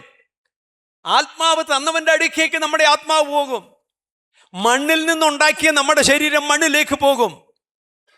ഇത് ക്രോമോസോമുകളായി വിഭജിച്ച കലറുകളിൽ കിടക്കും. കാഹളം ധ്വനിക്കുമ്പോൾ ഈ ക്രോമോസോമുകളായി വിഭജിച്ച് കിടക്കുന്ന നമ്മുടെ ശരീരത്തെ ഭാഗങ്ങൾ ഒരുമിച്ച് കൂടി അവിടെ നിന്ന് നമ്മുടെ ആത്മാവ് ഇങ്ങോട്ട് വന്ന് ശരീരങ്ങളെ ഉയർപ്പിക്കും. മർത്യ ശരീരങ്ങളെ യേശുക്രിസ്തുവിൻ്റെ ആത്മാവ് നമ്മളിൽ ഉണ്ടായെങ്കിൽ, ക്രിസ്തുവിനെ ഉയർപ്പിച്ചവൻ്റെ ആത്മാവ് നമ്മുടെ മർത്യ ശരീരങ്ങളെ ഉയർപ്പിച്ച് ക്രിസ്തുവിനോടുകൂടെ മധ്യാകാശത്തിലേക്ക് എടുക്കപ്പെടും. അത് കഴിഞ്ഞ് മഹോദ്രവകാലം 3.5-7 വർഷം മഹോദ്രവം കഴിയുമ്പോൾ കർത്താവും ദൂതന്മാരും നമ്മളും എല്ലാം കൂടി ഇങ്ങോട്ട് വന്നിട്ട് വിശുദ്ധന്മാരും ഒക്കെ വന്ന ഒരു 1000 ആണ്ട് വാഴ്ച ഇവിടെ ഉണ്ട്. സഹോദരങ്ങളെ, ഞാൻ നിങ്ങളെ 1000 ആണ്ട് വാഴ്ചയിലേക്കാണ് ക്ഷണിക്കുന്നത്. അതുവരെ കഴിഞ്ഞിട്ട് മതി ബാക്കി കാര്യം. അതുകൊണ്ട് വിശുദ്ധ ജീവിതം നയിക്കണം, കർത്താവിലേക്ക് മടങ്ങി വരണം. 1 Peter chapter 1 verse 14 and 17. 1 Peter chapter 1 verse 14 to 17. പണ്ട് നിങ്ങളുടെ അജ്ഞാതകാലത്തുണ്ടായിരുന്ന മോഹങ്ങളെ മാതൃകയാക്കാതെ നിങ്ങളെ വിളിച്ച വിശുദ്ധന് ഒത്തവണ്ണം അനുസരണമുള്ള മക്കളായി എല്ലാ നടപ്പിലും വിശുദ്ധരാകുകയും ഞാൻ വിശുദ്ധനായിരിക്കുന്ന പോലെ നിങ്ങളും വിശുദ്ധരായിരിപ്പീൻ. എല്ലാ നടപ്പിലും, എല്ലാ ചിന്തകളിലും. ചെറിയ നടപ്പ്, മറ്റുള്ളവർ കാണുമ്പോൾ നമ്മൾ നല്ലതായിട്ടൊക്കെ നടക്കും. അത് കഴിഞ്ഞോ എപ്പോഴും നല്ല നടപ്പ്, നല്ല ചിന്ത, നല്ല ജീവിതം, ഒരു സന്തോഷം, ഒരു സമാധാനം. തമ്മിൽ കാണുമ്പോൾ ഒന്ന് കൈകൊടുക്കുവാൻ, ഒന്ന് ചിരിക്കുവാൻ കഴിയുമോ? സഹോദരി സഹോദരങ്ങളെ, മടങ്ങി വാ, കർത്താവിലേക്ക് മടങ്ങി വരണം. നമുക്കറിയാം ലൂക്കോസിൻ്റെ സുവിശേഷം 15-ാം അധ്യായം 11 മുതൽ 32 വരെയുള്ള വാക്യങ്ങൾ നമ്മൾ വായിക്കുമ്പോൾ എല്ലാം വായിക്കണമെന്നില്ല. ഒരപ്പന് 2 മക്കളുണ്ടായിരുന്നു. ഒരു മോൻ തീരുമാനിച്ചു ഈ അപ്പൻ്റെ സ്വത്ത് എല്ലാം വാങ്ങി എല്ലാം കൊണ്ട് ഈ ലോകത്തിലൊന്ന് അടിച്ചു പൊളിക്കാമെന്ന് കണ്ടു ഇന്നത്തെ ഭാഷയിൽ. അപ്പോൾ ഇവനെല്ലാം വാങ്ങിച്ച്, അപ്പനിൽ നിന്നുള്ള വീതമെല്ലാം വാങ്ങിച്ച്, പണമെല്ലാം വാങ്ങിച്ച് സമൃദ്ധിയോടെ സന്തോഷത്തോടെ അപ്പൻ്റെ കൂടെ കഴിഞ്ഞവൻ, ജ്യേഷ്ഠൻ്റെ കൂടെ കഴിഞ്ഞവൻ ഈ ലോകത്തിൻ്റെ സമൃദ്ധിയിലേക്ക് പോയി ലോലുവനായി കഴിയാനായിട്ട് പോയി. പക്ഷെ എന്താണ് സംഭവിച്ചത്? എല്ലാം നഷ്ടപ്പെട്ടില്ലേ? യേശുവിനെ അറിഞ്ഞ് നമ്മൾ വന്നു, പക്ഷെ വീണ്ടും നമ്മൾ പിന്മാറ്റത്തിലേക്ക് പോയപ്പോൾ നമുക്ക് എന്താണ് നഷ്ടപ്പെട്ടത്? നമ്മുടെ സമാധാനം നഷ്ടപ്പെട്ടു, നമ്മുടെ സൗന്ദര്യം നഷ്ടപ്പെട്ടു, നമ്മുടെ ആരോഗ്യം നഷ്ടപ്പെട്ടു, നമ്മുടെ മനസ്സ് നഷ്ടപ്പെട്ടു. നല്ല മനസ്സുണ്ടായിരുന്നു, പണ്ടൊക്കെ കൊടുക്കാൻ നല്ല മനസ്സായിരുന്നു, ചോദിക്കുന്നവർക്കൊക്കെ വാരിക്കോരി കൊടുക്കുമായിരുന്നു. പണ്ടൊക്കെ കാണുമ്പം ഒന്ന് ചിരിച്ചുകൊണ്ട് ഓടിച്ചെന്ന് കെട്ടിപ്പിടിച്ച് സന്തോഷിക്കുമായിരുന്നു. ഇന്ന് മാറി നിൽക്കും. കാലം മാറിപ്പോയി, നമ്മളും മാറിപ്പോയി. അതുകൊണ്ടാണ് വചനം പഠിപ്പിക്കുന്നത്, മടങ്ങുക, ക്രിസ്തുവിലേക്ക് മടങ്ങുക, യേശുവിൻ്റെ സ്നേഹത്തിലേക്ക് മടങ്ങുക, മടങ്ങി വന്ന് വിശുദ്ധിയിൽ മടങ്ങുക, നിന്റെ ജീവിത രീതികളിൽ നിന്ന് മടങ്ങുക, നിന്റെ മൊബൈൽ എണ്ണുന്നത് നിർത്തി വചനം എണ്ണാൻ തുടങ്ങ്, വചനം വായിക്കാൻ തുടങ്ങ്, സത്യം കള്ളം പറയുന്ന നിർത്തി സത്യം പറയാൻ തുടങ്ങ്, കൂട്ടുകാരനെ ചതിക്കാതെ അവനെ ഹെൽപ്പ് ചെയ്യ, കുഴിയിൽ വീഴുന്നവനെ വീണ്ടും കുഴിയിലേക്ക് തള്ളിയിടാതെ കുഴിയിൽ വീഴുന്നവനെ പൊക്കിയെടുക്കാൻ, മറ്റുള്ളവരെ ഉയർത്ത്. നമുക്ക് കഴിവുണ്ടെങ്കിൽ മറ്റുള്ളവരെ കഴിവില്ലാത്തവനെ ഉയർത്തിപ്പിടിക്കണം യേശുവിൻ്റെ നാമത്തിൽ. അങ്ങനെ യേശുവിലേക്ക് കൊണ്ടുപോവാ. ആ സ്നേഹം ഈ ലോകത്തിൽ വഴിഞ്ഞൊഴുകട്ടെ. നീതിമാൻ ഒരുത്തൻ പോലുമില്ല, നല്ലവൻ എന്ന് പറയുവാൻ കർത്താവ് നോക്കുമ്പോൾ എല്ലാവരും പാപം ചെയ്ത് ദൈവ തേജസ്സില്ലാത്തവരായി തീർന്നവരാ. ആർക്കും ആരെയും വിരൽ ചൂണ്ടാൻ ദൈവം പറഞ്ഞിട്ടില്ല. അവനവൻ തെറ്റ് ചെയ്താൽ അവനവൻ്റെ കൂലി അവിടെ ചെല്ലുമ്പോഴാണ്. ഈ ശരീരത്തിരിക്കുമ്പോൾ ചെയ്യുന്നത് നല്ലതെങ്കിലും തീയതെങ്കിലും തക്കവണ്ണം പ്രാപിക്കാൻ ഭൂമിയിൽ വേറൊരുത്തനെ പാസ്റ്റർ അടുത്തോട്ട് ചെല്ലാനല്ല പറഞ്ഞത്, അച്ഛൻ്റെ അടുത്തോട്ട് ചെല്ലുമെന്നല്ല പറഞ്ഞത്. നീ അവിടെ യേശു തരുമെന്ന് അങ്ങോട്ട് ചെല്ലുമ്പം കർത്താവ് തന്നോളും, അത് വാങ്ങിച്ചോണം. പക്ഷേ ഇവിടെ നമ്മൾ അന്യോന്യം വിരൽ ചൂണ്ടവരല്ല. കാരണം നമ്മൾ സഹോദരങ്ങളാണ്. ഒരുവൻ തെറ്റ് ചെയ്താൽ എന്ത് ചെയ്യണമെന്ന് വചനത്തിലുണ്ട്. ആ വചനപ്രകാരം മാത്രമേ നമുക്ക് അവരോട് പറയാൻ സാധിക്കത്തുള്ളൂ. വചനത്തിന് അനുസരിച്ച് മടങ്ങി വരണം. ഈ മകൻ പോയി, അവനെല്ലാം നഷ്ടപ്പെട്ടു കഴിഞ്ഞപ്പോൾ എന്തായി? അവൻ്റെ സമൃദ്ധിയെല്ലാം പോയി. ദൈവത്തെ അറിയാതെ പോയി കഴിഞ്ഞാൽ നമ്മുടെ ജീവിതത്തിൽ എല്ലാം നഷ്ടപ്പെടും. യേശുവില്ലാത്ത ഹൃദയം ശൂന്യമാണ്. യേശുവില്ലാത്ത ഭവനം പൈശാചികമാണ്. യേശുവില്ലാത്ത ചർച്ച്, യേശുവില്ലാത്ത ഇടം ഒരിക്കലും നന്നാവില്ല. യേശുവില്ലാത്ത ഹൃദയം ശൂന്യം. അവിടെ ആരാണ് വാഴുന്നത്? ദുരാത്മാവ് വാഴും. നമ്മുടെ പ്രവൃത്തികൾ, നമ്മുടെ ചിന്തകൾ ഒക്കെയും ദുരാത്മാവ് ബാധിച്ചതായിരിക്കും. അനേകായിരം ആത്മാക്കൾ ബാധിച്ചവരെ കുറിച്ച് നമ്മൾ പഠിച്ചിട്ടുണ്ട്. അപ്പോൾ പരിശുദ്ധാത്മാവിനാൽ നിറഞ്ഞവരായി നമ്മൾ ജീവിക്കണം. സങ്കീർത്തനങ്ങളാലും സ്തുതികളാലും എപ്പോഴും നമ്മുടെ ഹൃദയം നിറഞ്ഞുകൊണ്ടിരിക്കണം. പുതിയ പാട്ടുകൾ പാടിക്കൊണ്ടിരിക്കണം. മൂളിപ്പാട്ട് പാടിക്കൊണ്ട് നടക്കണം. യേശുവിന് വേണ്ടി നല്ല ഹൃദയമുള്ളവരായിരിക്കണം. യേശുവിൻ്റെ വചനം നമ്മുടെ ഹൃദയത്തിലേക്ക് കടന്നു വരുമ്പോൾ രോഗം തന്നെ മാറും. യേശുവിൻ്റെ വചനം നമ്മുടെ ഹൃദയത്തിലൊക്കെ ഒന്ന് ഏറ്റെടുക്കുമ്പോൾ എല്ലാ വൈറ്റമിൻ ടാബ്ലറ്റ്സിനെക്കാട്ടും നല്ലതാണ്. എതിർത്തെ അറിയുന്ന ഡോക്ടർമാരെല്ലാം ഭയങ്കര വിദഗ്ധനാണെങ്കിലും പ്രാർത്ഥിച്ചിട്ടേ തുടങ്ങത്തുള്ളൂ. എനിക്ക് പല ഡോക്ടർമാരെ അറിയാം. അവരാദ്യം പറഞ്ഞ് പ്രാർത്ഥിക്കും, കർത്താവേ എൻ്റെ കഴിവല്ല, നിൻ്റെ കഴിവാണ്, ഈ സർജറി വിജയിക്കണമേ, ഈ മകൻ രക്ഷപ്പെടണമേ. അപ്പോൾ ദൈവത്തിലുള്ള ആശ്രയമുള്ളവർ എപ്പോഴും യേശുവിനെ മുന്നിൽ കണ്ടുകൊണ്ട് ജീവിക്കും. യേശുവേ, ദാവീദ് പുത്ര, കരുണ തോന്നണമേ. ആ കുരുടൻ ഒറ്റ വിളി വിളിച്ചതേ ഉള്ളൂ വഴിയരികിരുന്ന്. അങ്ങനെ അനേകർ യേശുവിൻ്റെ അരികിലേക്ക് വന്നവരെല്ലാം സൗഖ്യമായി. യേശു തൊട്ടവർ സൗഖ്യമായി. യേശു ചെന്ന് സൗഖ്യമാക്കിയതുകൊണ്ട് ഇടങ്ങളുണ്ട്. യേശുവിൻ്റെ അരികിലേക്ക് വന്നപ്പോൾ സൗഖ്യമായതുണ്ട്. ഇന്ന് എത്ര പേർക്ക് യേശുവിൻ്റെ അരികിലേക്ക് വരുവാൻ ആഗ്രഹമുണ്ട്? എത്ര പേർക്ക് ഈ ലോകത്തിൻ്റെതായിട്ടുള്ള ആ സൗഭാഗ്യങ്ങളിൽ നിന്ന് ഒന്ന് മടങ്ങി യേശുക്രിസ്തുവിൻ്റെ അരികിലേക്ക് വരുവാൻ സാധിക്കും? ഈ മകൻ മടങ്ങി വരുവാൻ തീരുമാനിച്ചു. പക്ഷേ അപ്പൻ കാത്തിരിക്കുകയാണ്. അപ്പനോടെ കാത്തിരിക്കുകയാണ്. എൻ്റെ കുഞ്ഞിന് എന്ത് പറ്റി? ആ മകൻ വന്നപ്പോൾ എന്താണ്? വലിയൊരാഘോഷമായി. അവനെ അവിടെ ആടിനെ അറുക്കുന്നു, അവന് മോതിരമിടുന്നു, പുതിയ വസ്ത്രം കൊടുക്കുന്നു. പ്രിയ സഹോദരങ്ങളെ, നമ്മൾ ക്രിസ്തുവിലേക്ക് മടങ്ങി വരുമ്പോൾ സ്വർഗത്തിൽ ഒരു ആഘോഷം നടക്കുകയാണ്. അവിടെ ദൂതന്മാർ സന്തോഷിക്കുകയാണ്. എൻ്റെ മകൾ മടങ്ങി വന്നല്ലോ. യേശു അവിടെ സന്തോഷിക്കും. സ്തെഫാനോസിനെ കല്ലെറിഞ്ഞപ്പോൾ മരണത്തിലേക്ക് കടന്നു പോകുമ്പോൾ മുകളിലോട്ട് നോക്കുമ്പോൾ അവിടെ യേശു എഴുന്നേറ്റ് നിൽക്കുന്നു. സ്തെഫാനോസ്, എൻ്റെ മകൻ കല്ലേറ് കൊള്ളുമ്പോൾ എനിക്ക് അവിടെ ഇരിക്കാൻ സാധിക്കത്തില്ല. നമ്മുടെ ദൈവത്തിൻ്റെ കണ്ണ് നമ്മളെ ഓരോരുത്തരെ നോക്കിക്കൊണ്ടിരിക്കുകയാണ്. ഈ ക്യാമറയിൽ നമ്മളെ കാണുന്നത് പോലെ തന്നെയല്ല, അതിനപ്പുറമായി കർത്താവിൻ്റെ കണ്ണ് ഭൂമിയിലൊക്കെ ഊരാടിക്കൊണ്ടിരിക്കുകയാണ്.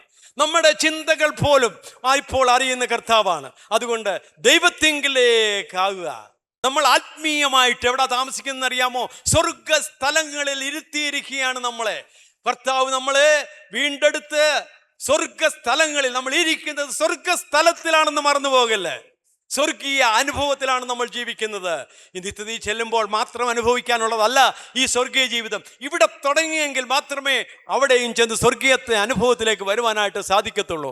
അങ്ങനെ ഈ മകൻ വീണ്ടും ആ സ്വർഗീയ അനുഭവത്തിലേക്ക്, അവൻ്റെ ഭവനത്തിലേക്ക് വന്ന് അപ്പനോട് ചേർന്ന് ജീവിക്കുവാൻ തുടങ്ങി. പ്രിയമുള്ളവരെ, ഇന്ന് ഈ അപ്പൻ്റെ ഭവനത്തിലേക്ക് മടങ്ങി വരുവാൻ എത്ര പേർക്ക് ആഗ്രഹമുണ്ട്? ഈ യേശുവിലേക്ക് മടങ്ങി വരുവാൻ എത്ര പേർക്ക് ആഗ്രഹമുണ്ട്? ഈ സൗഭാഗ്യങ്ങളൊക്കെ നശിച്ചു പോകും. കോടാനുകോടി ബാങ്ക് ബാലൻസ് ഉണ്ടെങ്കിലും, വലിയ വലിയ കാറുകളും വീടുകളും ഒക്കെ ഉണ്ടെങ്കിലും നിമിഷ നേരം കൊണ്ട് നശിച്ചു പോകും. ഇന്നലെ ഒരു വീട് ഞാൻ കണ്ടു, തകർന്ന് തരിപ്പണമാകുന്നു. ഒരു ചെറിയ വെള്ളപ്പൊക്കത്തിലെല്ലാം വലിയൊരു വീട്, അതിനെത്രയോ കോടി വിലമതിക്കുന്നൊരു വീട് നിമിഷ നേരം കൊണ്ട്. നമ്മുടെ ജീവിതം അങ്ങനെയല്ലേ? നിമിഷ നേരം കൊണ്ട് തകർന്നു പോകത്തില്ലേ? നമ്മുടെ മനക്കോട്ടകൾ തകർന്നു പോകത്തില്ലേ? നമ്മുടെ ബിസിനസ്, നമ്മുടെ ജോലി, നമ്മുടെ ബാങ്ക് ബാലൻസ്, നമ്മുടെ ആരോഗ്യം എല്ലാം തകരുവാൻ നിമിഷ നേരം പോണ്ടേ? തിരിച്ച് നമ്മുടെ അപ്പൻ്റെ അരികിലേക്ക് വരുമോ? യേശുവിലേക്ക് മടങ്ങി വരണ്ടേ? ഈ യേശുവിലേക്ക് മടങ്ങി വന്നു കഴിഞ്ഞാൽ എന്താണ് നമുക്ക് പ്രയോജനം? ചിലർ പറയും കാറ് കിട്ടും, വീട് കിട്ടും. അല്ല, അതിനൊക്കെ മുന്നമേ അവൻ്റെ രാജ്യവും നീതിയും അന്വേഷിക്കുക. അതോടെ നിങ്ങൾക്ക് ലോകത്തിലുള്ളത് ആവശ്യമുള്ളതെല്ലാം കർത്താവ് തരും. കർത്താവ് പറയുന്നു നിങ്ങൾക്ക് ആവശ്യം ഇന്നതെന്ന് ഞാൻ അറിയുന്നു, എങ്കിലും യാചിപ്പിൻ, ഞാൻ നിങ്ങൾക്ക് തരും. എന്നും കണ്ട് തരിക എന്ന് പറഞ്ഞിരിക്കേണ്ട ആവശ്യമൊന്നുമില്ല. He knows what you need. ദൈവത്തിനറിയാം നമുക്ക് എന്താ വേണ്ടിയ. രോഗമുണ്ടോ? കർത്താവേ എനിക്ക് രോഗമുണ്ടെന്ന് കർത്താവിനറിയാം. ഞാൻ പറയാതെ തന്നെ കർത്താവ് സൗഖ്യമാക്കും. ആ വിശ്വാസം വേണം. ഞാൻ പറയേണ്ട ആവശ്യമില്ല, കർത്താവ് എനിക്ക് തലവേദനയാണെന്ന് കർത്താവിനറിയാം എനിക്ക് തലവേദനയുണ്ടെന്ന്. So he will heal you. അങ്ങനെയാണ് ആ വിശ്വാസത്തിൻ്റെ പോക്ക്. നമുക്ക് എന്താണ് ലഭിക്കാൻ പോകുന്നത്? ഈ കർത്താവിനെ അറിഞ്ഞ് വന്നിട്ട് എന്താണ് പ്രയോജനം? 5 കിരീടങ്ങൾ നമുക്ക് ലഭിക്കും, സ്വർഗീയമായിട്ടുള്ള കിരീടങ്ങൾ. അതാണ് ലഭിക്കുവാനാണ് നമ്മൾ ഈ ഭൂമിയിൽ ദൈവം നമ്മളെ വിശുദ്ധീകരിച്ച് നമ്മളെ കൊണ്ടുപോകുന്നതിൻ്റെ ഉദ്ദേശം. ഒന്നാമത്തെ കിരീടം ജീവന്റെ കിരീടം. യാക്കോബിന്റെ ലേഖനം 1:12, റെവലേഷൻ 2:10. അവിടെ ഈ ജീവന്റെ കിരീടം എന്ന് പറയുന്നത് പരീക്ഷണങ്ങളിലും കഷ്ടതയിലും കൂടെ കടന്നു പോകുമ്പോൾ വിശ്വസ്തയോടെ നിലകൊള്ളുന്നവർ, പലവിധമായ പ്രയാസ പ്രതികൂലങ്ങളിൽ കൂടെ, രോഗത്തിൽ കൂടെ, കഷ്ടതകളിൽ കൂടെ കടന്നു പോകുന്നവർക്ക് അവർക്ക് അവിടെ ചെല്ലുമ്പോൾ ജീവന്റെ കിരീടം, വാടാത്ത കിരീടം ലഭിക്കും. ഒന്ന്. രണ്ടാമതായിട്ട് നീതിയുടെ കിരീടം. 2 തിമോത്തിയോസ് 4:8 2 തിമോത്തിയോസ് 4:8 നമ്മൾ വായിക്കുന്നു, നീതിയുടെ കിരീടം. വിശുദ്ധ ജീവിതം നയിക്കുകയും ക്രിസ്തുവിൻ്റെ മടങ്ങി വരവിനായി ആകാംക്ഷയോടെ കാത്തിരിക്കുകയും ചെയ്യുന്നവർക്ക് വേണ്ടിയുള്ളതാണ് ഈ നീതിയുടെ കിരീടം. മൂന്നാമതായി മഹത്വത്തിൻ്റെ കിരീടം. 1 പത്രോസ് 5:3 മുതൽ 4 വരെയുള്ള വാക്യങ്ങൾ. ദൈവജനത്തെ മനസ്സോടും വിശ്വസ്തയോടും മേയ്ക്കുന്ന ഇടയന് വേണ്ടിയുള്ളതാണ്. പാസ്റ്റർമാർ, ഇടയന്മാർ, വചനം പഠിപ്പിക്കുന്നവർ, അവരെയൊക്കെയും ഉള്ളതാണ് ഈ മഹത്വത്തിൻ്റെ കിരീടം. 4. ആനന്ദത്തിൻ്റെ കിരീടം. 1 തെസ്സലോനിയർ 2:19 1 തെസ്സലോനിയൻസ് chapter 2:19. ആത്മാക്കളെ നേടുന്നവരുടെ കിരീടം. നമ്മൾ സുവിശേഷമൊക്കെ പറഞ്ഞ് തല്ലുകൊണ്ടൊക്കെ ട്രാക്റ്റ് കൊടുത്ത് നടക്കുന്ന പാവങ്ങളില്ലേ, അവർക്ക് വേണ്ടി ഉള്ളതാണ് ഈ ആനന്ദത്തിൻ്റെ കിരീടം. 5. ഒരു കിരീടമുണ്ട്. 1 കൊരിന്ത്യൻസ് 9:25 ആത്മാ നിയന്ത്രണത്തിലൂടെയും ജഡിക മോഹങ്ങളിലൂടെ ഒക്കെ കടന്നു അതിനൊക്കെ ക്ഷയിച്ചു പോകാത്ത ഒരു വാടാത്ത കിരീടം. ഇങ്ങനെയുള്ള 5 കിരീടങ്ങൾ നമുക്ക് ലഭിക്കും. ഇതാണ് ഇത് തേജസ് ഉള്ളതാണ്. ഈ കിരീടം എന്ന് പറയുന്നത് ദൈവം ഇവിടെ മനുഷ്യനുണ്ടാക്കിയ തേജസ്സുള്ള കിരീടമൊന്നുമല്ല. അതൊക്കെ ശോഭയുള്ളതാണ്. ചിലപ്പോൾ സൂര്യനെ പോലെ ശോഭിക്കുന്നതായിരിക്കും, നക്ഷത്രങ്ങളെ പോലെ ശോഭിക്കുന്നതായിരിക്കും. അങ്ങനെയുള്ള ശോഭയാണ് നമുക്ക് ലഭിക്കാൻ പോകുന്നത്. അപ്പം അടുത്തുകൂടാത്ത വെളിച്ചത്തിൽ വസിക്കുന്ന ദൈവം, അടുത്തുകൂടാത്ത വെളിച്ചത്തിൻ്റെ മക്കളായ നമ്മൾ ധരിക്കുന്നതായിട്ടുള്ള ഈ ശോഭയേറിയ കിരീടങ്ങൾ എന്ന് പറഞ്ഞാൽ തേജസ്സിന് വ്യത്യാസമുണ്ട്. നമ്മളെടുത്ത് വായിക്കുന്ന സൂര്യൻ്റെ തേജസ്സിന് വ്യത്യാസമുണ്ട്, ചന്ദ്രൻ്റെ തേജസ്സിന് വ്യത്യാസം, നക്ഷത്രങ്ങളുടെ വ്യത്യാസമുണ്ട്. അപ്പോൾ നമ്മളുടെ ഓരോരുത്തരുടെയും അവിടെ ചെല്ലുമ്പോൾ ലഭിക്കുന്ന തേജസ് വ്യത്യാസമുണ്ട്. നമ്മൾ ചെയ്യുന്ന പ്രവൃത്തി, വിനു ബ്രദർ ഇവിടെ, സിസ്റ്ററെല്ലാം ഇവിടെ നിന്ന് പാട്ടുപാടി ദൈവത്തെ സ്തുതിക്കുന്നു. അവർ വർഷിപ്പ് ലീഡേഴ്സാണ്, അവർ മറ്റുള്ള പാസ്റ്റേഴ്സാണ്, ഇവർക്ക് മറ്റുള്ളവർക്ക് എൽഡേഴ്സാണ്, ട്രസ്റ്റീസാണ്. ഇവർക്കെല്ലാം ദൈവം കൊടുക്കുന്ന കിരീടം ഒരുപോലെയല്ല. അത് ദൈവമാണ് മാർക്കിടുന്നത്, അതനുസരിച്ച് കിട്ടിക്കൊണ്ടേയിരിക്കും അവിടെ ചെല്ലുമ്പോൾ. Praise the Lord. അപ്പോൾ ദൈവത്തിങ്കിലേക്ക് വരുന്നവർക്ക് ലഭിക്കുന്ന ഏറ്റവും വലിയ പ്രതിഫലം സ്വർഗത്തിൽ ഇതാണ്. ഇനിയും ജയിക്കുന്നവന് നമ്മൾ ഈ ലോകത്തിൽ പരാജയപ്പെട്ടു പോകാതെ, കഷ്ടങ്ങളിലും പ്രയാസങ്ങളിലും പ്രതികൂലങ്ങളിലും സാത്താൻ്റെ പലവിധമാകുന്ന തന്ത്രങ്ങളിലും വീണുപോകാതെ, അവൻ്റെ തന്ത്രങ്ങളോട് ജയിച്ചു ചെല്ലുന്നവർക്ക് എന്താണ്, ജയിക്കുന്നവർക്ക് എന്താണ് കിട്ടുന്നത് പ്രതിഫലം? വെളിപ്പാട് പുസ്തകം 2-ാം അധ്യായത്തിൻ്റെ 7-ാം വാക്യം നമ്മൾ വായിക്കുമ്പോൾ ആത്മാവ് സഭകളോട് പറയുന്നതെന്നാൽ, ചെവിയുള്ളവൻ കേൾക്കട്ടെ, ജയിക്കുന്നവന് ഞാൻ ദൈവത്തിൻ്റെ പർദീസയിലുള്ള ജീവവൃക്ഷത്തിൻ്റെ ഫലം തിന്മാൻ കൊടുക്കും. ജയിക്കുന്നവന് ആദ്യം കിട്ടുന്നത് എന്നറിയാമോ? ജീവവൃക്ഷത്തിൻ്റെ ഫലം. രണ്ടാമത് വെളിപ്പാട് പുസ്തകം 2-ാം അധ്യായത്തിൻ്റെ 11-ാം വാക്യമുണ്ട്. ആത്മാവ് സഭകളോട് പറയുന്നതെന്നാൽ, ചെവിയുള്ളവൻ കേൾക്കട്ടെ, ജയിക്കുന്നവന് ഞാൻ മറഞ്ഞിരിക്കുന്ന മന്ന, സ്വർഗീയ മന്ന, ഇസ്രായേൽ മക്കൾക്ക് കൊടുത്ത ഒരു മന്ന ഉണ്ട്. അത് ആത്മീയമായിട്ടുള്ള മന്നയാണ്. ഇവിടെ ലഭിക്കാൻ പോകുന്ന ആത്മീയമായിട്ടുള്ള മന്ന നമുക്ക് അവിടെ ലഭിക്കും. ഞാൻ എല്ലാത്തിനും അത് കൂടുതൽ വിവരിക്കാൻ സമയമില്ലാത്തതുകൊണ്ട് ഞാൻ പറഞ്ഞങ്ങ് വിടുകയാണ്. ഇതിനെല്ലാം ആത്മീയമായ അർത്ഥങ്ങളും അതിനുള്ള വിവരണവും ഉണ്ട്. മൂന്നാമതായി വെളിപ്പാട് പുസ്തകം 2-ാം അധ്യായം 17-ാം വാക്യം, ആത്മാവ് സഭകളോട് പറയുന്നതെന്നാൽ, ചെവിയുള്ളവൻ കേൾക്കട്ടെ, ജയിക്കുന്നവന് ഞാൻ മറഞ്ഞിരിക്കുന്ന മന്ന കൊടുക്കും. മറഞ്ഞിരിക്കുന്ന മന്ന അത് സ്വർഗത്തിലാണുള്ളത്. അത് കഴിച്ചാൽ ഒരിക്കലും വിശക്കത്തില്ല, ആരോഗ്യത്തോടെ ഇരിക്കും. അടുത്തതായിട്ട് 4-ാമത് വെളിപ്പാട് പുസ്തകം 2-ാം അധ്യായം 26, 27, 28 വാക്യങ്ങൾ. വെളിപ്പാട് 2-ന്റെ 26 മുതൽ 26, 27. ജയിക്കുന്നവനെ ഞാൻ കൽപ്പിച്ച പ്രവൃത്തികളെ അവസാനത്തോളം അനുഷ്ഠിക്കുകയും ചെയ്യുന്നവന് എൻ്റെ പിതാവ് എനിക്ക് തന്നതുപോലെ ഞാൻ ജാതികളുടെ മേൽ അധികാരം കൊടുക്കും. ഈ 1000 ആണ്ട് വാഴ്ചയിൽ ഇവിടെ ജാതികളുണ്ട്, മനുഷ്യരുണ്ട്. അവരുടെ മേൽ നമ്മൾ ഭരണം നടത്തും, അവരുടെ മേൽ നമുക്ക് അധികാരം ലഭിക്കും. അതുകൊണ്ട് അത് ലഭിക്കണമെന്നുണ്ടെങ്കിൽ ഇന്ന് തന്നെ കർത്താവിങ്കിലേക്ക് തിരിയുക. പിന്നെ ഉദയനക്ഷത്രവും കൊടുക്കും. ഇതിക്കുള്ള എന്താ വേണം? ഉദയനക്ഷത്രവും അവിടെ ചെല്ലാൻ തരുമെന്ന്. ഇതൊക്കെ തേജസ്സിൻ്റെ പഠനമാണ്. ദൈവ തേജസ് ഉള്ളതുപോലെ നമുക്ക് ലഭിക്കുന്നതായിട്ടുള്ള തേജസ്സിൻ്റെ കിരീടം, ഈ സ്വർഗത്തിലുള്ള അനുഭവങ്ങളാണ് വിവരിച്ചു പോകുന്നത്.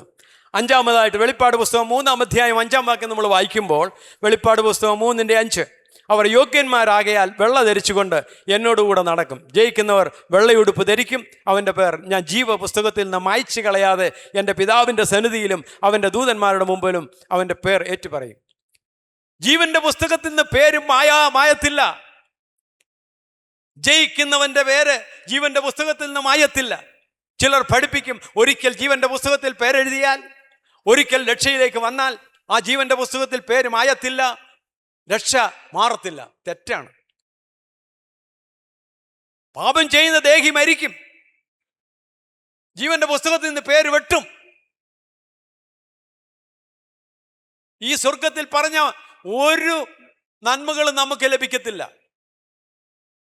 അതുകൊണ്ട് അങ്ങനെയുള്ള പഠിപ്പീരുകളിലേക്ക് നിങ്ങൾ പോകരുത്. അതുകൊണ്ട് പാപം ചെയ്യാതിരിക്കുക. അത് പാപം ചെയ്യാനുള്ള ഒരു ലൈസൻസാണ്. സാരമില്ല, കർത്താവ് കാരുണ്യവാനാണ്, മനസ്സരിവുള്ളവനാണ്, ഞാൻ എന്ത് ചെയ്താലും കർത്താവ് എപ്പോഴും അങ്ങ് ക്ഷമിച്ചോളും എന്നുകൊണ്ട് വീണ്ടും വീണ്ടും തെറ്റിയത്. Totally wrong concept. വെളിപ്പാട് പുസ്തകം 3-ന്റെ 12-ാം അധ്യായം, ജയിക്കുന്നവനെ ഞാൻ എൻ്റെ ദൈവത്തിൻ്റെ ആലയത്തിൽ ഒരു തൂണാക്കും. അവനൊരിക്കലും അവിടെ ഒന്ന് പോകുകയില്ല. എൻ്റെ ദൈവത്തിൻ്റെ നാമം എൻ്റെ ദൈവത്തിൻ്റെ പക്കൽ നിന്ന്, സ്വർഗത്തിൽ നിന്ന് തന്നെ ഇറങ്ങിയ പുതിയ യെരൂശലേം എന്ന എൻ്റെ ദൈവത്തിൻ്റെ നഗരത്തിൻ്റെ നാമവും എൻ്റെ പുതിയ നാമവും അവൻ്റെ മേലെഴുതും. എന്നൊരു പുതിയ പേരൊക്കെ ലഭിക്കും അവിടെ ചെല്ലുമ്പോൾ. അവിടെ ചെന്നൊരു പുതിയ പേരൊക്കെ നമുക്ക് ലഭിക്കും. ആ പേരൊക്കെ ദൈവം തരുന്ന പേരുമൊക്കെ എഴുതി നമ്മൾ സ്വർഗത്തിൽ നിത്യതയിൽ 1000 ആണ്ട് കർത്താവിനോടുകൂടി വാഴുവാൻ. 7-ാമതായിട്ടുള്ളത് വെളിപ്പാട് പുസ്തകം 3-ന്റെ 21, ജയിക്കുന്നവന് ഞാൻ എന്നോടുകൂടെ എൻ്റെ സിംഹാസനത്തിൽ ഇരിപ്പാൻ വരം നൽകും. ഞാനും ജയിച്ച എൻ്റെ പിതാവിൻ്റെ കൂടെ അവൻ്റെ സിംഹാസനത്തിൽ ഇരിക്കുന്നത് പോലെ കർത്താവിൻ്റെ സിംഹാസനത്തിൽ ഇരിക്കാൻ ദൈവം നമുക്ക് വരം നൽകും.